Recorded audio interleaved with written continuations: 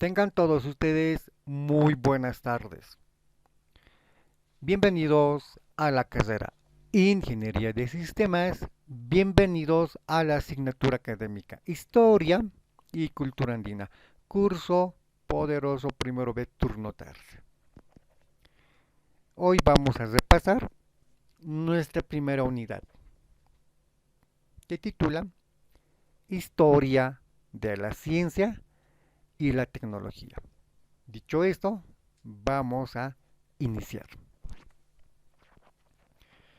Dentro de esta primera unidad vamos a desarrollar los siguientes puntos que son muy importantes y vitales para la comprensión de esta primera unidad. Vamos a hablar en 1.1 de la introducción, en 1.2 del concepto de ciencia, que a su vez este se va a desglosar en tres subpuntos o subtítulos, si vale la expresión. El primero, aspectos generales de la ciencia. El segundo, tipos de conocimiento. El tercero, clasificación de la ciencia. Y luego vamos a desarrollar otro punto. El punto número 3, concepto de tecnología. Y este punto número 3 la vamos a dividir en cuatro partes. El primero, naturaleza de la tecnología. El segundo, evolución de la tecnología en la historia. El tercero, herramientas, tecnología en la actualidad. Y el cuarto, tecnologías en la industrialización. Dicho esto, les invito a repasar nuestra primera clase. A modo de introducción, para hablar de la historia de la ciencia y la tecnología, es bueno siempre remontarnos al pasado para una mejor comprensión. Nuestra lámina dice así: la ciencia, como ser su evolución en la historia, sus objetivos y los tipos de conocimiento científico y conocimiento empírico que generan herramientas tecnológicas que son utilizadas por la sociedad en su cotidiano vivir. ¿Qué nos dice esta lámina que está extraída de nuestro libro de avance? Que la ciencia como tal ha ido evolucionando a lo largo de los años, de los siglos y, por qué no decirlo, casi milenios. Ya que la ciencia como tal se refleja en ese conocimiento empírico y luego conocimiento científico. Y que a lo largo de ese transcurrir de tiempo, como nos muestra en la imagen central en la parte derecha, el hombre, nuestros antepasados, fueron diseñando una serie de herramientas. Herramientas las cuales han sido creadas, diseñadas a partir de aspectos muy básicos en conocimiento acerca de la naturaleza que les rodea al hombre. Y cuando hablo de naturaleza me refiero a todo lo que nos rodea. ¿Qué nos rodea?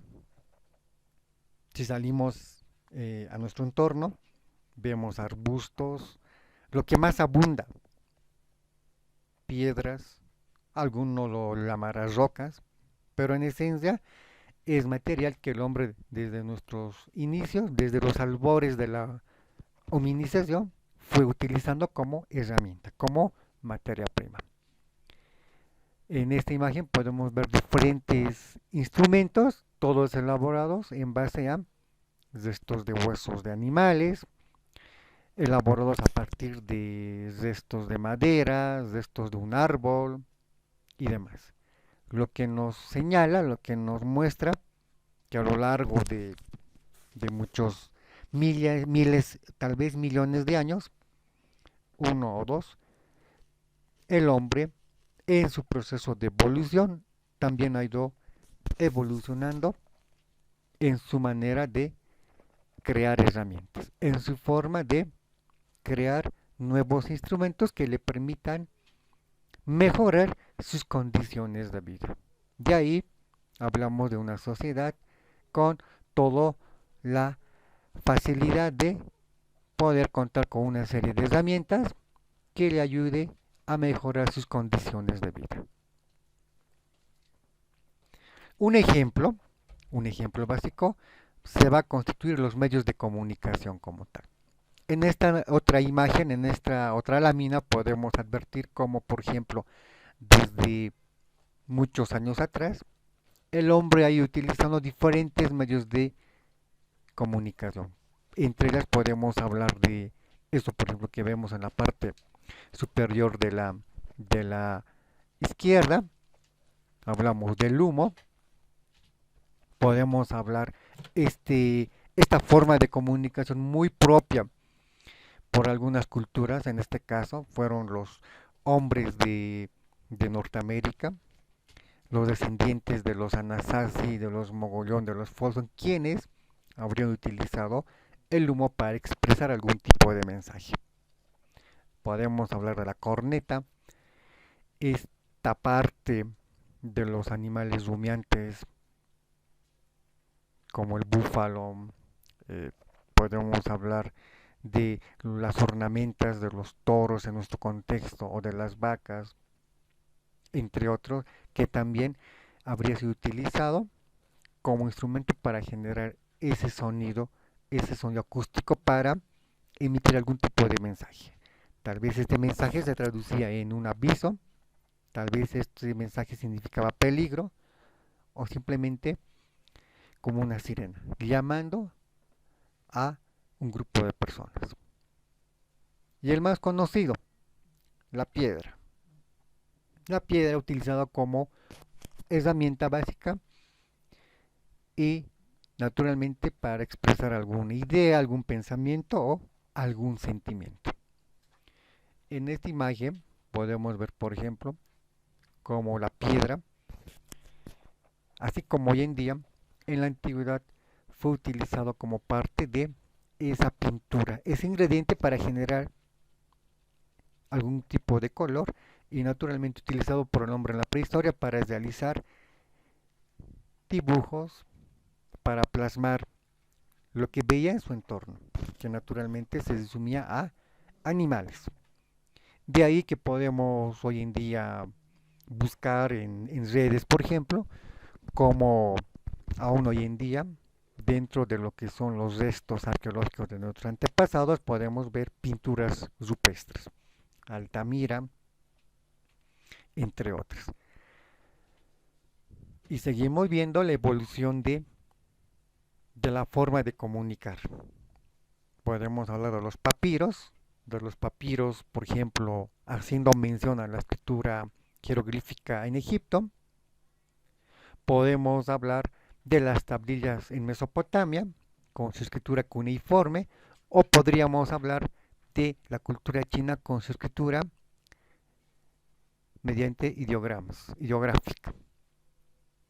Y no olvidemos que la historia como tal se divide en dos momentos, la prehistoria y la historia propiamente dicha. La prehistoria, cuando hablamos de todo el proceso de la hominización, desde la aparición del hombre hasta la invención o creación de la escritura. Ahí termina la prehistoria y con la aparición de la escritura comienza la historia hasta nuestros días. Otro elemento importante dentro de la comunicación llega a ser ese personaje que va a transmitir ese mensaje, el denominado mensajero. En nuestro medio, en nuestro contexto,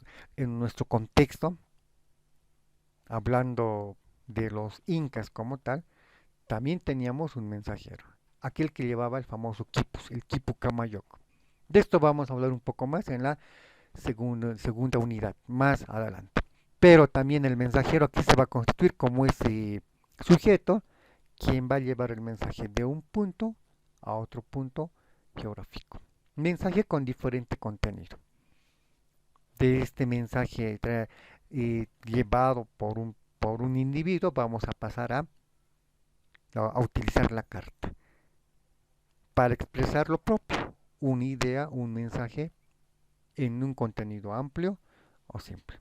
De ahí, en algunos casos, se van a empezar a utilizar botellas, por ejemplo, para tirarse mensajes enrollados y que estos van a ser depositados al mar, al océano como tal. También podemos hablar de que la paloma ha sido otro instrumento utilizado para llevar un mensaje de un punto a otro punto. Como podemos apreciar entonces, el tema de la ciencia y la tecnología, al igual que los medios de comunicación, también ha ido evolucionando y ha ido avanzando. Ya pasando a un segundo punto, vamos a hablar del concepto de ciencia. Según Jaramillo,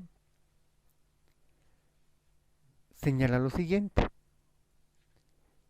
Es un sistema de conocimientos que se adquiere como resultado del proceso de investigación científica acerca de la naturaleza, la sociedad y el pensamiento.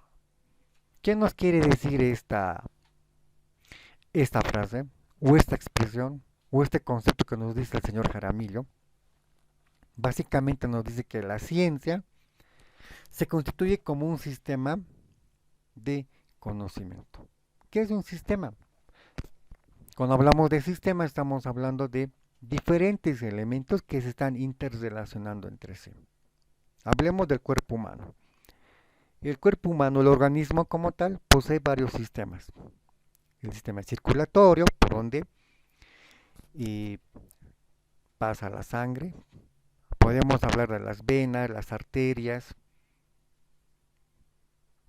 por donde la sangre va desplazándose o moviéndose de un punto específico en el cuerpo a otro punto, gracias al trabajo que hace el corazón. Podemos hablar del sistema nervioso, ese conjunto de nervios que nos permite reaccionar ante diferentes eventos. Podemos hablar de otros sistemas que son parte de nuestro organismo y todo esto coadyuva, si vale la expresión, a que podamos desarrollar diferentes actividades. Y cuando hablamos de conocimiento estamos hablando de ese saber, de ese hecho que vamos adquiriendo todos los días. No olvidemos que desde que nace un individuo, una persona, sea varón o mujer, empieza su proceso de adquisición de conocimiento, empieza a adquirir conocimiento por experiencia o mediante un estudio más profundo. Por eso el conocimiento se divide en conocimiento empírico y en conocimiento científico. Y como nos dice el señor Jaramillo, todo es parte de ese proceso de la cotidianidad. En la imagen central de la derecha podemos ver, por ejemplo, una recreación de cómo fue la vida en la época de la prehistoria. Ese dato dijimos porque se denomina prehistoria. Es decir, es un periodo de tiempo antes de la historia. Para comprenderse mejor, la prehistoria es ese lapso de tiempo que se caracteriza por la hominización o la evolución de el hombre a lo largo de su existencia en nuestro planeta. Recordemos, recordemos para que se comprenda mejor cuando hablamos de hominización.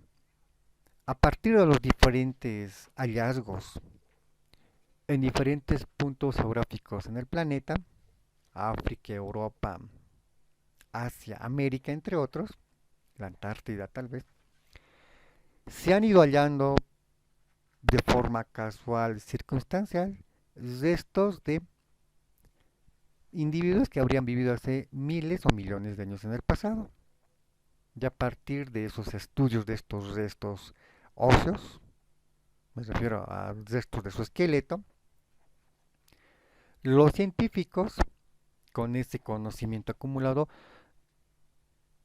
indagaron, investigaron a quién correspondía y en ese proceso de investigación se llega a deducir que algunos de estos restos humanos habrían pertenecido a nuestros ancestros. De ahí el modelo que nos explica, por ejemplo, la hominización. Cuando hablamos que el primero de nuestros antepasados habría sido el Kenyapithecus, Ramapithecus, Ardipithecus, que luego habría evolucionado en otra subespecie llamada Australopithecus, y esta a su vez en diferentes ramas. Australopithecus anamensis, Australopithecus afarensis, boiseis, robustus, y pasando a otra subespecie, los famosos homos, con el Homo habilis, quien se va a caracterizar por descubrir las propiedades de la piedra y cómo este recurso natural propio del planeta podría convertirse en una herramienta básica para dar lugar a otras herramientas. El Homo erectus, quien va a descubrir el fuego, por ejemplo, o el Homo ergaster, quien se va a especializar en diseñar diferentes herramientas, para luego continuar con la evolución de la prehistoria con el Homo neanderthalensis, el hombre de Cro-Magnon, el Homo sapiens y el Homo sapiens sapiens. A toda esta evolución se señala que pertenecen a la prehistoria, porque otro hecho importante en este periodo de tiempo, ellos no tenían una escritura com- bien compacta ni escritura básica como la conocemos hoy en día. Es decir, ellos no conocían ni alfabeto, mucho menos las 5 vocales. Y sumado a esto, tampoco tenían desarrollado algunas partes del cuerpo como la faringe y la laringe para poder producir expresiones con un determinado tipo de mensaje, como el habla básicamente. Entonces, a todo ese lapso de tiempo, reitero una vez más, se denomina la prehistoria.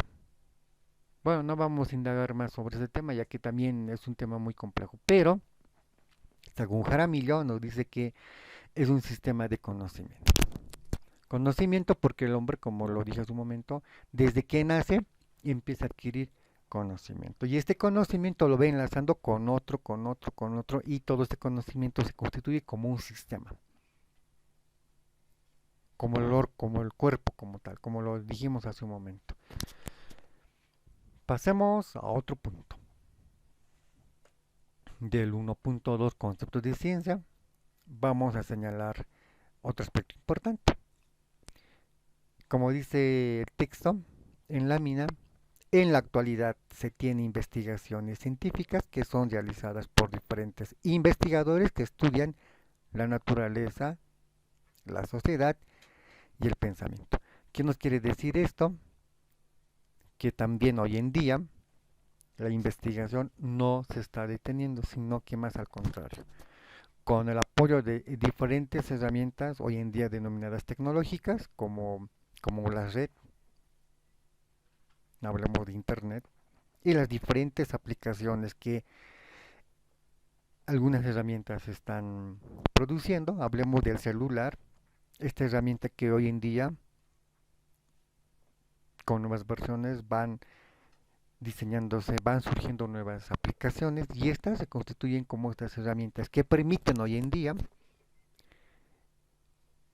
ser parte de una sociedad, si vale la expresión, más sofisticada en tecnología, con ventajas y también con desventajas.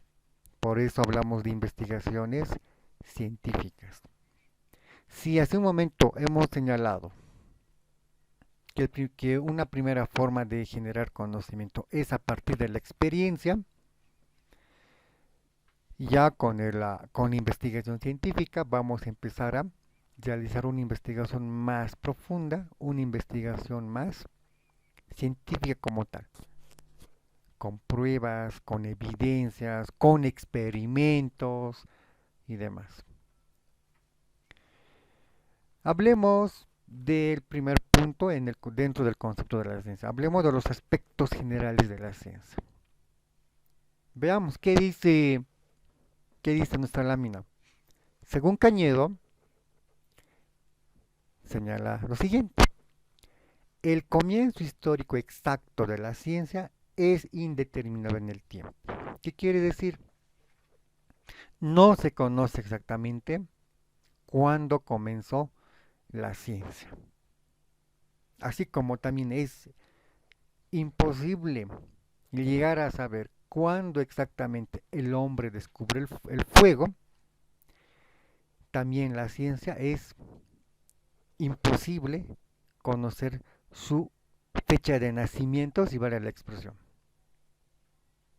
Por otra parte, también nos dice Cañedo, se considera que su surgimiento tiene lugar en el momento donde se descubre o se presenta la relación de que unos fenómenos son causa y otros efecto. Según este autor, también nos señala por otra parte que todo lo que se llama conocimiento y ciencia surge a partir de fenómenos naturales, como la causa y el efecto. Para explicar un poco mejor esto, veamos la imagen en la parte central de la derecha en nuestra diapositiva. Díganme ustedes qué ven ahí. Les dejo unos 5 segundos.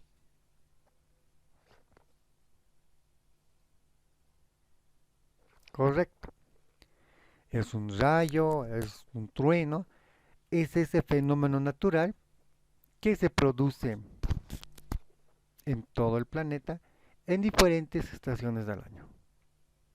La mayoría naturalmente asociadas a la primavera y el verano, cuando las lluvias son abundantes. En nuestro medio, en el Alto La Paz, Bolivia, sabemos que las precipitaciones se realizan o acontecen entre diciembre, enero, febrero, aunque este año también fue parte de marzo. Y a lo largo de estas precipitaciones, un fenómeno que se ve constantemente es este, ¿no? Los rayos, los truenos como tal. Entonces Cañedo nos señala que en este efecto hay una causa y un efecto. Ahora, la causa. Sabemos que existe, que hay nubes con carga positiva y carga negativa, que cuando éstas entran en contacto se genera este tipo de fenómenos. ¿Cuál es el efecto? Bueno, dependiendo del lugar donde se encuentra. En algunos casos puede ser dañino para las personas, para un ser vivo, dependiendo del lugar donde se genera este tipo de fenómenos naturales. ¿Qué le sigue a este tipo de fenómenos? Las precipitaciones de lluvia. En nuestro medio hemos podido evidenciar que en algunos lugares, por la constante lluvia, se ha realizado o se ha producido desbordes de ríos, desbordes de lagos y demás. Lo que nos está señalando, como nos dice Cañedo, que este tipo de momentos es lo que generalmente inicia, nos muestra y nos da a conocer cómo estos fenómenos pueden ser estudiados a partir de eso que se llama causa y su efecto. Acción, reacción, causa, efecto. Y lo recalco una vez más, también señala Cañedo que es imposible señalar cuándo surge el conocimiento y cuándo surge la historia. ¿Se lo asocia al hombre? Sí, pero no sabemos exactamente en qué año, en qué siglo y en dónde surge el conocimiento y naturalmente la ciencia. Bien, pasemos a hablar de este otro aspecto que nos señala el mismo autor Cañedo. Dice así, los países donde surgieron los avances de la ciencia fueron, escúcheme bien, el Oriente Antiguo, como Egipto, Babilonia, la India y China. Allí se acumularon y racionalizaron conocimientos empíricos sobre la naturaleza y la sociedad. Surgieron los inicios de la astronomía, las matemáticas, la ética y la lógica. Así nos señala Cañedo en esta otra lámina, señalándonos culturas específicas. Por un lado señala a Egipto, a Babilonia, a la India y a la China. Debemos señalar que en este caso, don Cañedo está haciendo mención a estas culturas porque precisamente con estas culturas surge la historia. Hace minutos atrás habíamos señalado que los egipcios crean la escritura jeroglífica. Podemos ver en la parte superior de la derecha un papiro, claramente con diferentes símbolos, con diferentes dibujos y pinturas, donde los egipcios empezaban a plasmar mediante su lenguaje jeroglífico un conjunto de mensajes, mensajes relacionados con la religión egipcia, con sus dioses, como también con otros temas, con decretos políticos, con decisiones sobre la sociedad o tal vez sobre los esclavos. ¿Qué podemos hablar de Babilonia, Mesopotamia? Que también se va a determinar que con ellos también va a surgir la historia, porque ellos van a crear un tipo de escritura llamada cuneiforme. A diferencia de los egipcios, ellos no van a usar papiros, ellos van a usar tablillas de arcilla, van a usar la arcilla como tal, van a crear una tablilla y en esta tablilla, antes de que llegue a secarse, van a empezar a grabar utilizando un tipo de escritura cuneiforme. ¿Por qué tiene el nombre de cuneiforme? Por su parecido con la cuña. A partir de esa similitud, los hombres de ciencia le van a denominar escritura cuneiforme. Entonces, según Cañedo, también a estas culturas ya señaladas se añade o se suman China y la India. Y gracias a ese conjunto de conocimientos que se van a ir acumulando, es decir, utilizando papiro o tablillas, señala Cañedo, el conocimiento empírico va a empezar a tomar una gran connotación y se va a empezar a, por así decirlo, empezar a acumular y aparecerán las denominadas bibliotecas en la Edad Antigua.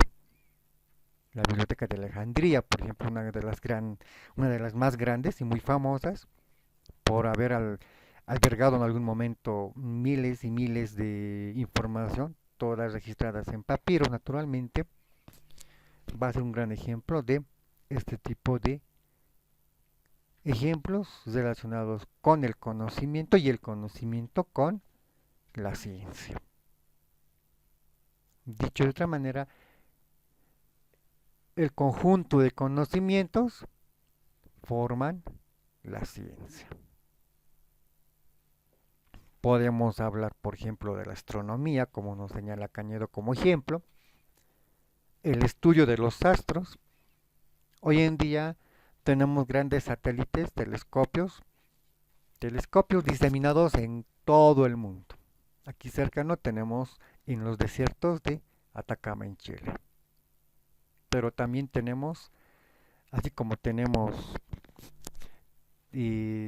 telescopios, tenemos también otro tipo de herramientas que están ya orbitando nuestro planeta y que están tratando de captar imágenes de estos cuerpos celestes que están ahí en el espacio. Tenemos telescopios con una gran capacidad. Uno de los más fuertes, por ejemplo, era el denominado el Edwin Hubble. Hoy en día se habla del James Webb, uno de los más recientes que se ha puesto en el espacio y que esta nueva herramienta tecnológica está aportando la astronomía con imágenes, con fotografías de una gran resolución, con una capacidad mucho más fina que la anterior, que la otra que la antecedió como el Hubble. Y esto está mostrando y está dando a conocer a la ciencia de la astronomía descubrimientos acerca de planetas, soles, estrellas en formación, nebulosas y demás que se desconocían hasta hace por lo menos hasta antes que el James Webb entre en órbita. Lo que nos da a entender que también la astronomía está evolucionando en cuanto al nuevo cúmulo de conocimientos y fortaleciendo naturalmente la ciencia de la astronomía. Las matemáticas. La India, una gran cuna de grandes matemáticos. Esto se puede ver, por ejemplo, en el álgebra. Se dice en el álgebra y van a ver en cada capítulo, donde en algunos casos son indios quienes están haciendo el aporte con su granito de arena, con su gran conocimiento. Y vale la aclaración, y alguien me dirá, ¿por qué no los llamamos hindúes y por qué los llamamos indios? Esto tiene que ver mucho con la religión. No olvidemos que la India tiene varias religiones que se practican entre sus habitantes. Y algunos quienes practican el hinduismo son denominados hinduismo. No, esto para aclarar por qué no los llamamos hindúes y los llamamos indios. Indios, ¿por qué? Porque son de la India. El hinduismo se relaciona más con la religión, por eso no los denominamos hindúes. Si así fuera el caso, estaríamos hablando de esa persona de la India que predica y practica el hinduismo como tal. Es como si en nuestro medio dijéramos em, esa separación de religiones.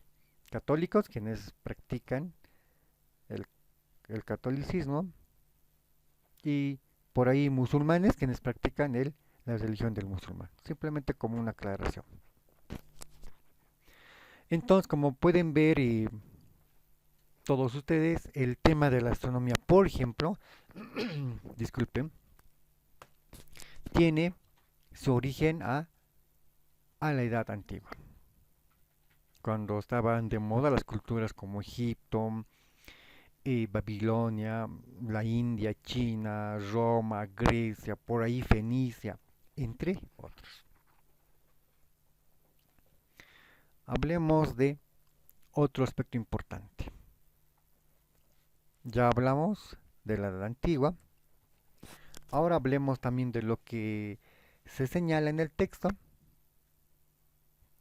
que la ciencia también va a tener una gran connotación entre los años 1600 y 1700, cuando el capitalismo va a tener su gran evolución también en cuanto a temas económicos, a temas mercantilistas, y que este también se va a ver en una nueva era. Sí vale la expresión cuando se va a hablar de las famosas etapas de la revolución industrial. Hablemos del inicio para ser preciso. Siglo XVIII, siglo XIX. Como la aparición de maquinarias van a transformar lo que se conoce como la revolución industrial. De empezar a usar la fuerza física humana, vamos a empezar a usar la energía de otro tipo de elementos. La energía producto del vapor, por ejemplo, luego será la electricidad, el petróleo, entre otros aspectos. Por eso la revolución industrial también es muy importante y se relaciona con la ciencia, porque la ciencia va a empezar a adquirir otro tipo de fabricación relacionado con esto que se llama revolución industrial. Hagamos un ejemplo sobre esto. Por ejemplo, no olvidemos que cuando el hombre evoluciona en la edad antigua y empieza la humanización como tal, el hombre en los imperios utilizaban para fabricar un monumento, una estatua, a la mano del hombre. Hablemos de lo que se dice en la cultura egipcia, por ejemplo, en lo que dicen los textos tradicionales, que fueron los propios esclavos en Egipto quienes diseñaron monumentos como nuestras pirámides y sus esfinges. Lo propio en China, quienes señalan que fueron los mismos eh, individuos de la propia China, en colaboración de los esclavos, quienes habrían edificado la famosa muralla china y sus diferentes inventos. Y en la Edad Media va a empezar a transformarse todo esto. El hombre va a ver que el propio hombre tiene limitaciones para construir y transformar un artefacto. Remontémonos y hablemos de la agricultura y la ganadería como tal. No olvidemos que el hombre cuando empieza a evolucionar va a empezar a domesticar plantas, a domesticar animales y va a aparecer la agricultura y la ganadería. Un ejemplo. ¿Se acuerdan de la película La Era de Hielo? ¿Se acuerdan de Manny Manito? Del gran mamut. Porque hoy en día no podemos ver en nuestro entorno mamuts. Porque hoy en día no podemos ver rinocerontes lanudos. Porque hoy en día no podemos ver megaterios y toda la fauna de la última era de las glaciaciones, ¿no? La era cuaternaria, la famosa era neozoica. ¿Por qué no podemos ver a todos estos animales hoy en día con nosotros? Sí, correcto, se han extinguido. En algunos casos por intervención humana. Es decir, nuestros antepasados, los primeros descendientes del Homo sapiens sapiens, los cazaron para alimentarse de su carne, para abrigarse con los restos de su cuero, si vale la expresión. Pero el hombre en ese proceso de cazar indiscriminadamente, posterior a esto se quedaba sin carne, sin más animales que cazar, y por consiguiente se quedaba sin alimento y sin abrigo. En consecuencia, el hombre se sentenciaba a sí mismo. Bajo esta lógica, el hombre dejó de cazar. ¿Qué hacía? Los atrapaba, ya no los mataba, sino que los alimentaba. Los empezó a domesticar. Les encerraba en un corral, así como lo llamamos hoy en día, y por principio biológico los animales se reproducían de 2 a 4, de 4 a 8, de 8 a 10 y así sucesivamente.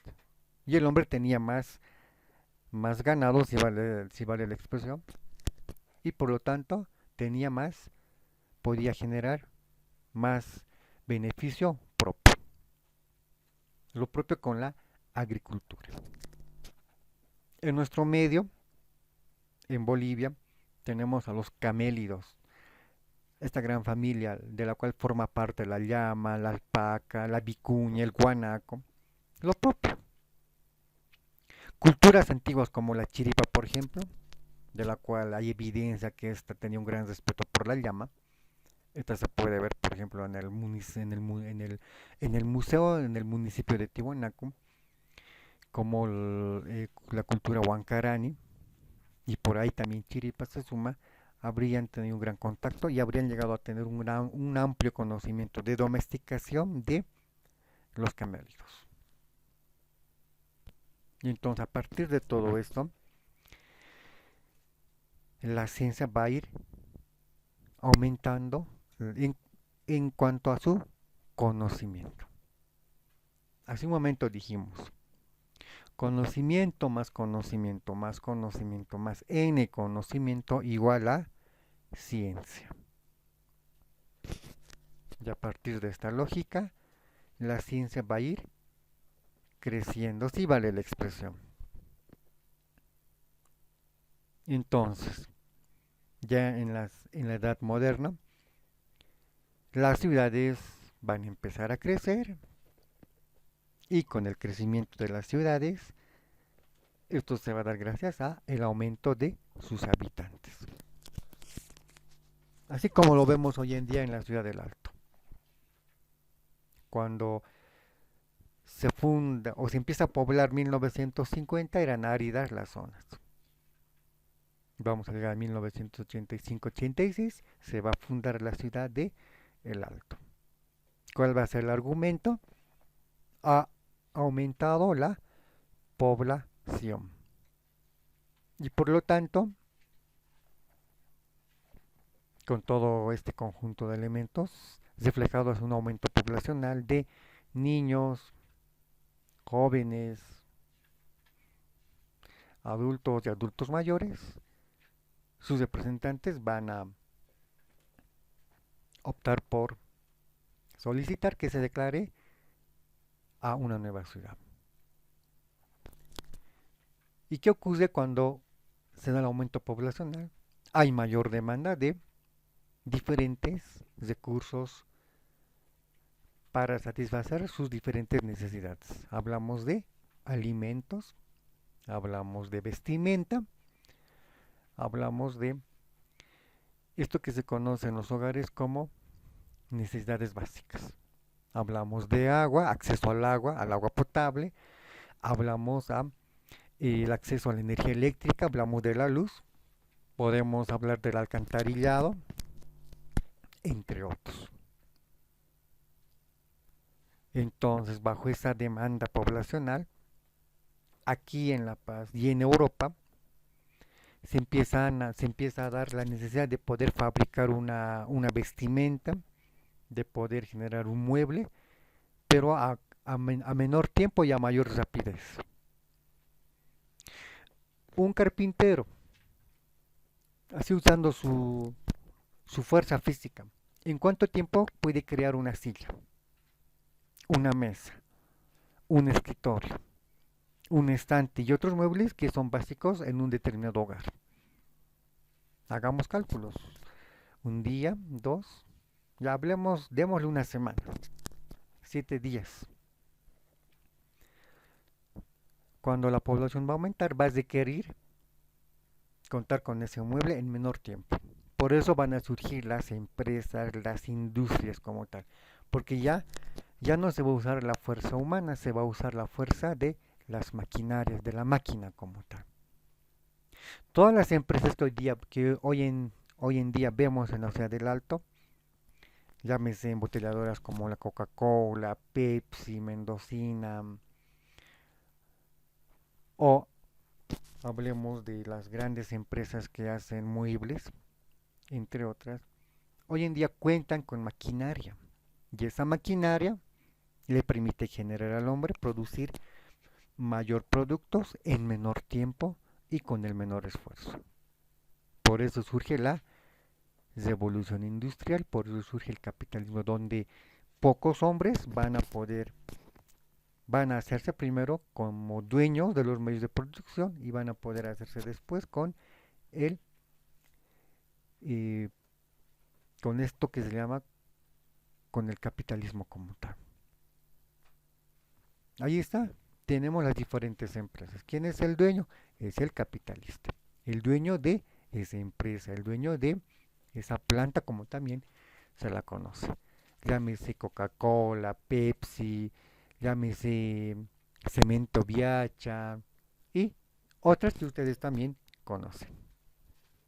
Es decir, en esta época llamada el capitalismo y la revolución industrial, las máquinas van a tener una gran connotación.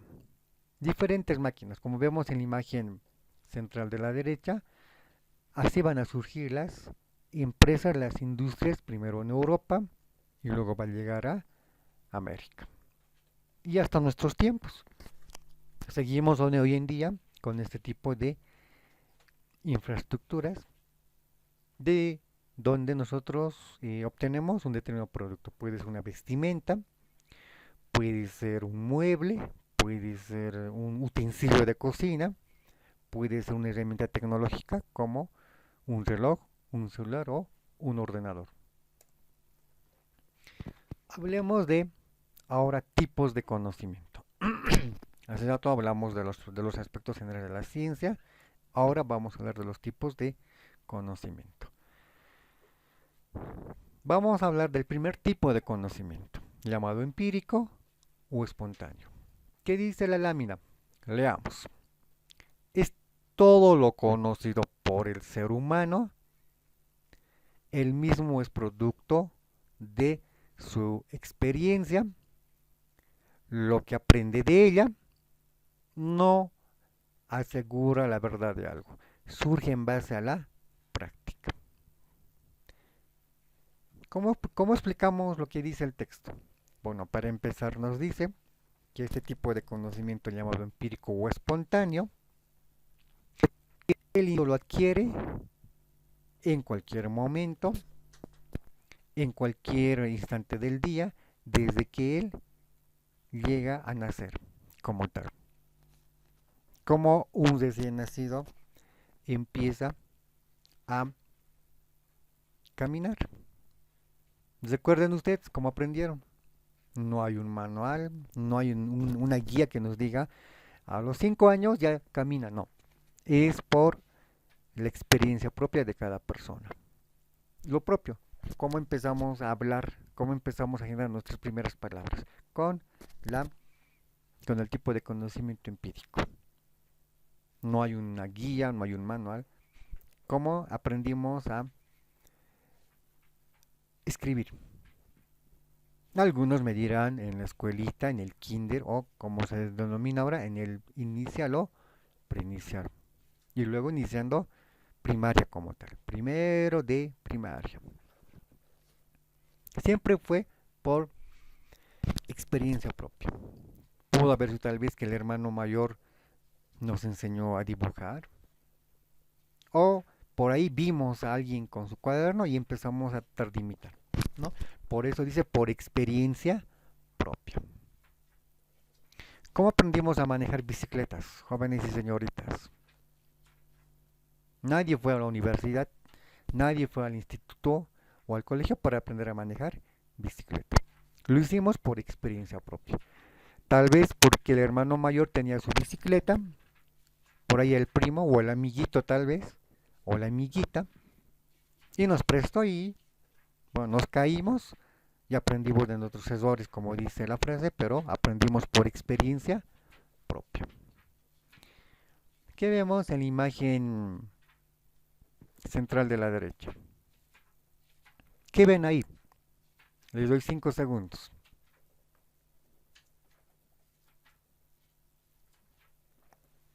Correcto. Está haciendo desde el interior de una ventana cómo está lloviendo. ¿Qué se presenta esto? Es un fenómeno natural que acontece en el Alto en La Paz, en Bolivia, entre los meses noviembre, diciembre, enero, febrero y en ocasiones hasta marzo y abril. ¿Cómo experimentamos este fenómeno?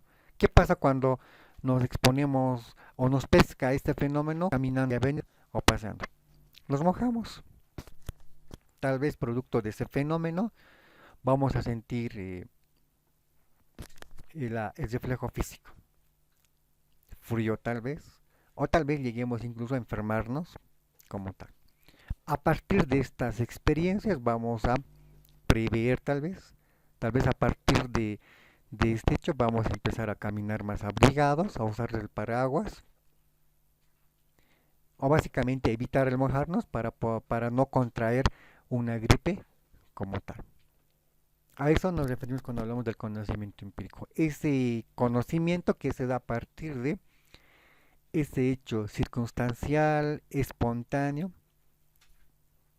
en nuestro diario vivir. Acontece con la lluvia, acontece cuando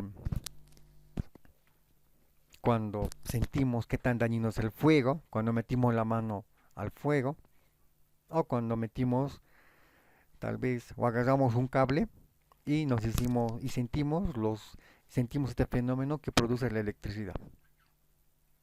Son, son esas experiencias que muchos lo han vivido a partir de esa experiencia, a partir de esa práctica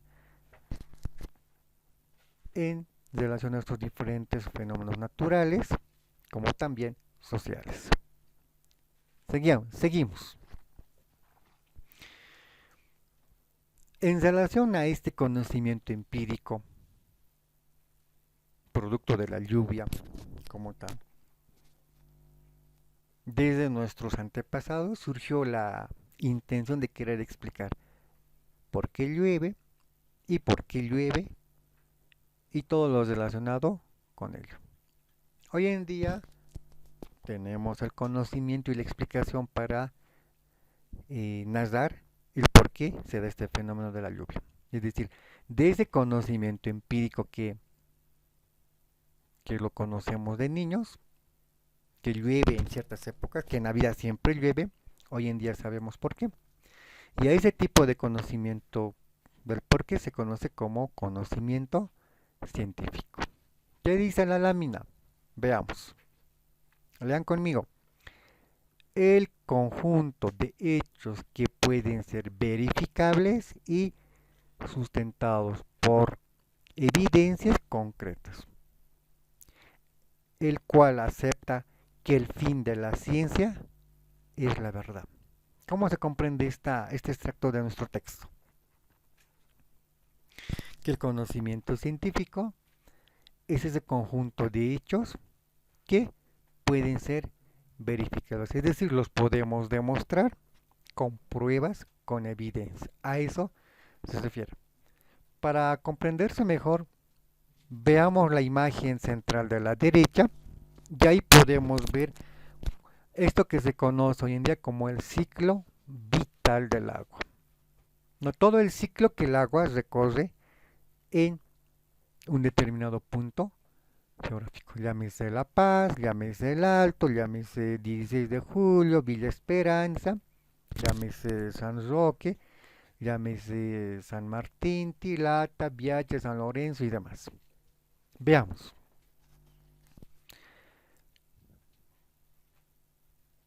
Vamos a explicar este fenómeno. Este es el ciclo vital por el cual pasa el agua. Tenemos la precipitación, la lluvia como tal. Bueno, puede ser llovizna, lluvia, aguacero, como quiera denominarse. Una vez que el agua va a caer en gotitas, va a depositarse en algo que se llama laguna, mar, océano. Y producto de ese fenómeno natural, de esa calor, producto de la radiación solar, con una cierta cantidad de grados centígrados, se va a producir la evaporación. Es decir, el agua de estado líquido va a convertirse en estado gaseoso y va a subir a nuestra atmósfera y va a reunirse y va a formar lo que se conoce como nubes. Esas nubes de color blancas, plomas, como ustedes comúnmente lo suelen denominar. Y producto de ese fenómeno va a volver a caer puede ser en un estado sólido, cuando hablamos de granizo, cuando hablamos de nieve, o puede ser simplemente en estado líquido, agua. Las famosas gotitas de lluvia, llovizna o aguacero común también se denomina. Y mediante ese ciclo vital el agua va a seguir su etapa en sus diferentes estaciones del año y de esta manera podemos explicar mediante el conocimiento científico cómo se produce esto que se ha vivido constantemente en el mes pasado de febrero y de marzo. Entonces, cuando hablamos de tipos de conocimiento, estamos hablando del conocimiento empírico o espontáneo, aquel que se adquiere de manera práctica espontánea en cualquier momento del día, de un mes y un año, y el conocimiento científico, aquel que consiste en estudiarse de manera más profunda. Es decir, vamos a revisar libros, vamos a investigar, vamos a hacer experimentos y lo vamos a demostrar. A eso se refiere el conocimiento científico. Ahora hablemos de la clasificación de la ciencia. La ciencia, lo hemos dicho hace un momento, es la suma de todos los conocimientos que hay sobre un determinado tema.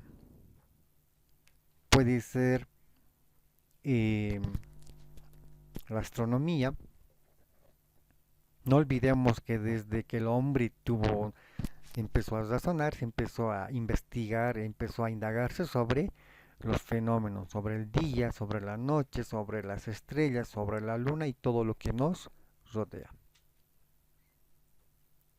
De explicar mediante la presencia de dioses, el por qué existe el día, la noche y demás. Hoy en día podemos hablar que existen grandes cuerpos naturales, astros celestes que están ahí en el espacio y que estos, en algunas ocasiones, son los que causan diferentes fenómenos que pueden afectar a un planeta o a un conjunto de planetas. Como un ejemplo claro son los famosos eclipses del Sol y los eclipses de Luna. Bien, pasemos a hablar de la clasificación de la ciencia. Dentro de las primeras podemos hablar a las ciencias o podemos señalar a las ciencias formales. ¿Qué dice la lámina?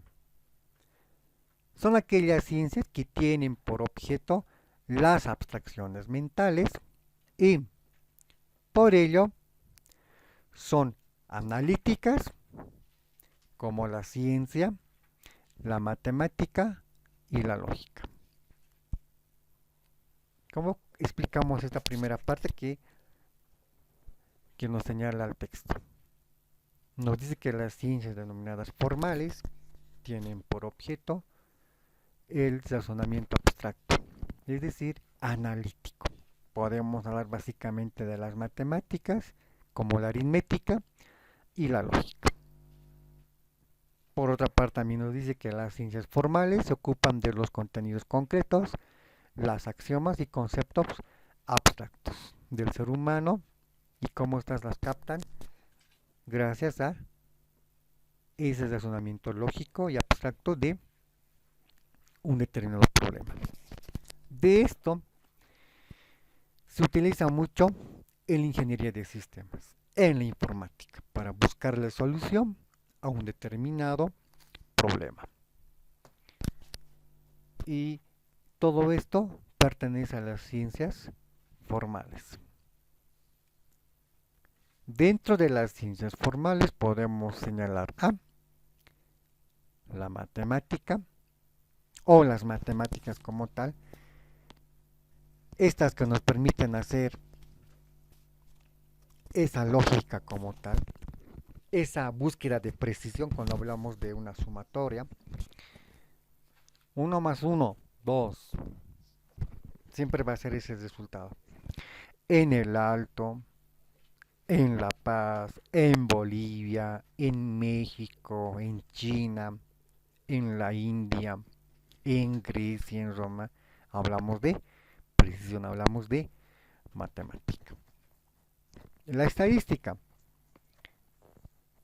Hace una semana atrás, un día como hoy, se estuvieron preparando quienes realizaron el pasado censo, 2024-23 de marzo en Bolivia, en sus 9 departamentos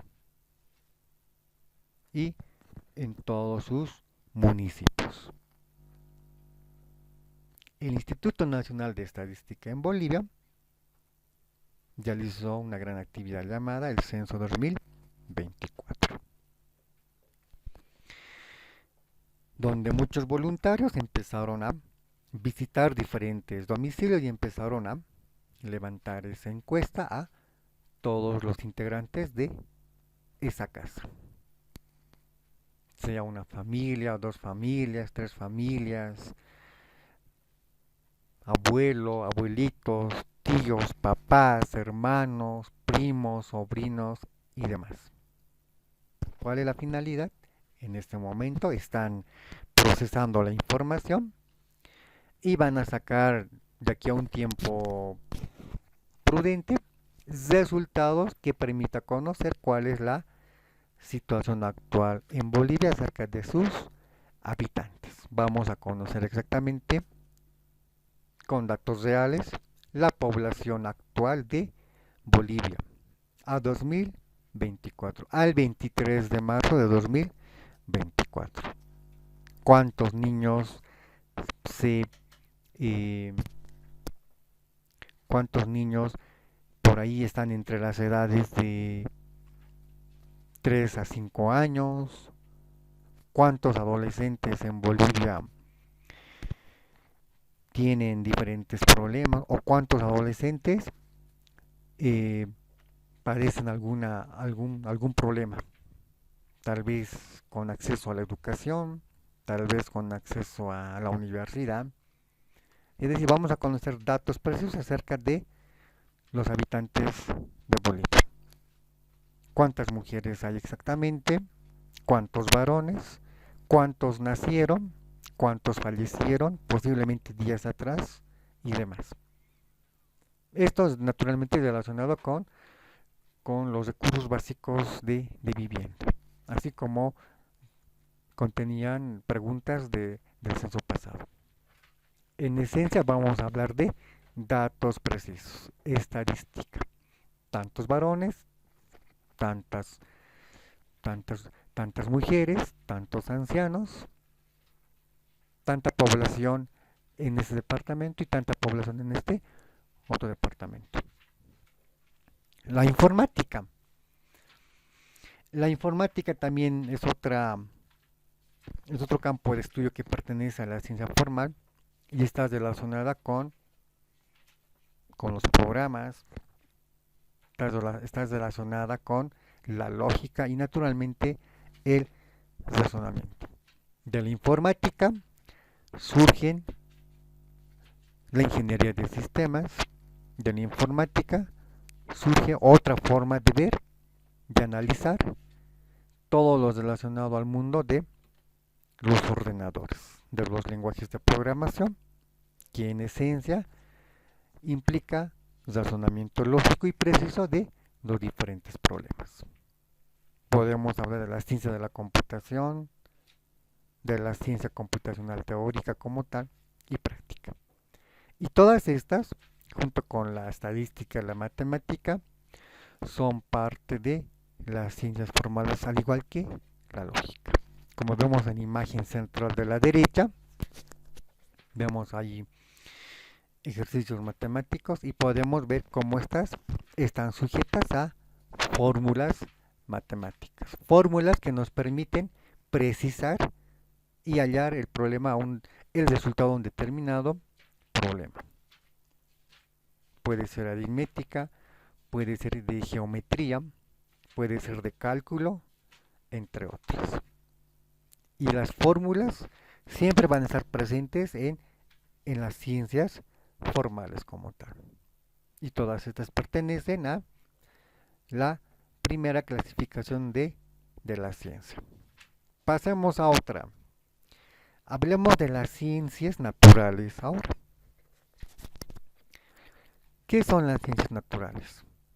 Las ciencias naturales son las siguientes. Hablemos primero qué nos dice la lámina.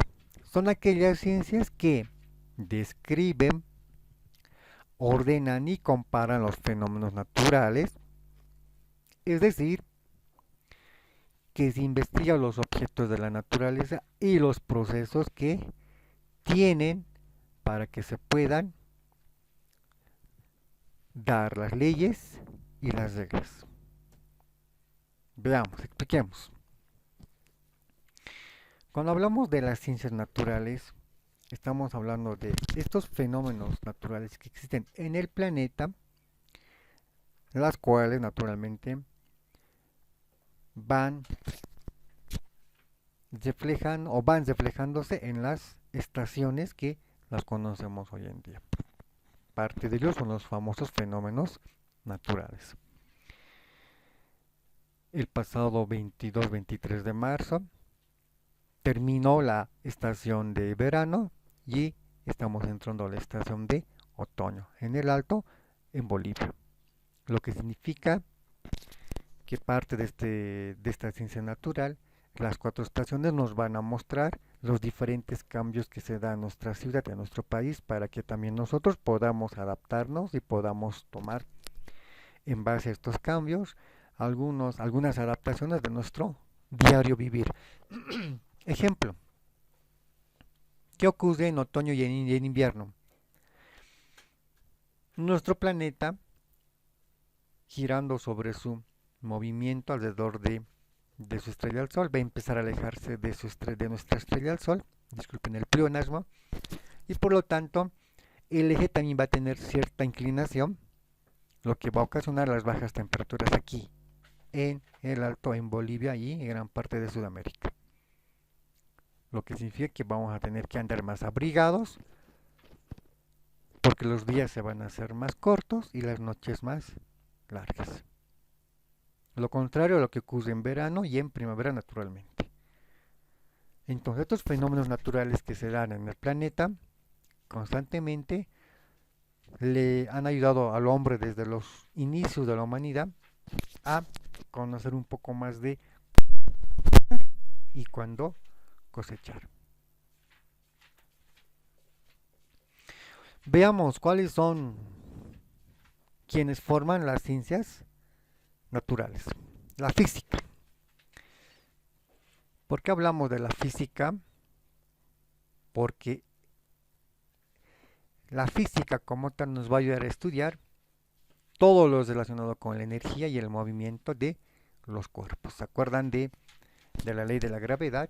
¿Se acuerdan de la famosa manzana de Isaac Newton? Podemos hablar de la biología, que la biología es ese elemento parte de la ciencia natural que permite estudiar todo lo relacionado con la biología, con el funcionamiento de un ser vivo, la persona, los animales, como tal. Podemos hablar acerca de la astronomía, que también es parte de la ciencia natural, pero en relación a todo lo que ocurre fuera de nuestro planeta.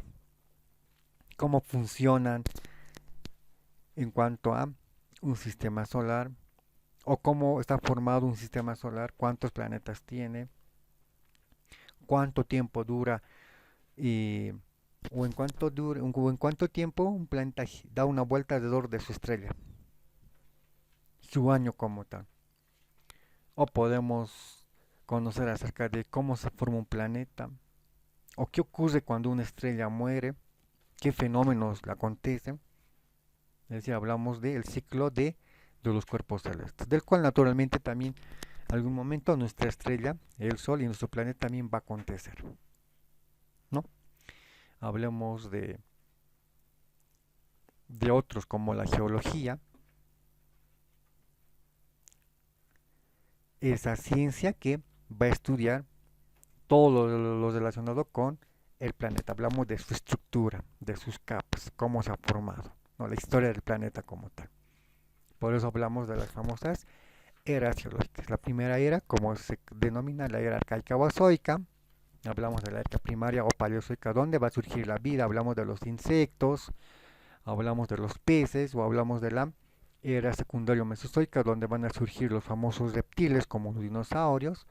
O hablamos de la era geológica, la terciaria o cenozoica, donde el hombre va a empezar a surgir con los antepasados y donde los mamíferos van a hacer su aparición. O hablamos de la era geológica cuaternaria o neozoica, donde van a surgir nuevos mamíferos. Parte de las ciencias naturales. La química. Esta ciencia nos va a permitir estudiar todos los componentes, todos los elementos metales y no metales acerca de todo lo que nos rodea, de la materia como tal. Todo componente químico pertenece a la ciencia de la química. Esto se va a recrear mucho más en los diferentes laboratorios, usando los diferentes tubos de ensayo, haciendo experimentos. Podemos hablar de la paleontología, esta ciencia que va a permitir el estudio de los restos fósiles de los seres vivos que estuvieron caminando en nuestro planeta hace miles, bueno, en algunos casos, millones de años en el pasado. Todas estas ciencias como la paleontología, la física, la geología, la química, la biología, la astronomía, pertenecen a las ciencias naturales. Pasemos a la siguiente, hablamos de las ciencias sociales. Son aquellas ciencias que estudian al ser humano y a la sociedad, es decir, que investigan de forma sistemática los fenómenos y procesos socioculturales, producto de la sociedad del ser humano y de su entorno. ¿Qué entendemos por esto? Que las ciencias sociales estudia el comportamiento del hombre hacia el interior de una cultura, de un pueblo, de una civilización. Veamos. ¿Cuáles son las ciencias que conforman las ciencias sociales? Hablamos de la economía, hablamos de la historia, de la geografía, la lingüística, la antropología, la psicología, como tal. ¿Por qué economía? La economía es esa ciencia que estudia todo lo relacionado con el manejo económico de una persona, de una tribu, de un pueblo, una cultura, un país. En nuestro medio tenemos el Ministerio de Economía, relacionado con estudiar sobre las ventas de los diferentes recursos naturales renovables y no renovables que tenemos aquí en Bolivia hacia otros países. También podemos hablar acerca de la historia. Esta ciencia que estudia para conocer todo lo relacionado con nuestro origen, nuestros antepasados. La geografía. ¿Qué nos permite estudiar la geografía? Nos permite estudiar todo lo relacionado con nuestro entorno geográfico, lo que nos rodea. Montañas, nevados, lagos, ríos y demás. La lingüística. Esta ciencia que estudia el origen de las lenguas. ¿Cuántas etnias tenemos en Bolivia? Correcto, 36. Y cada una tiene un determinado lenguaje, ¿no? Entonces la lingüística va a estudiar su lenguaje, su escritura. La antropología, ¿qué estudia la antropología? Es otra ciencia que estudia cómo una cultura ha vivido, cómo una cultura se ha expresado. Todo lo relacionado con una determinada cultura, con una determinada sociedad.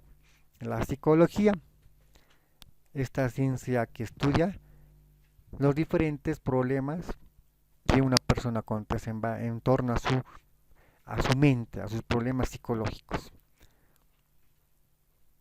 Bien, vamos a hacer un corte aquí y vamos a terminar para continuar la siguiente clase con la segunda parte.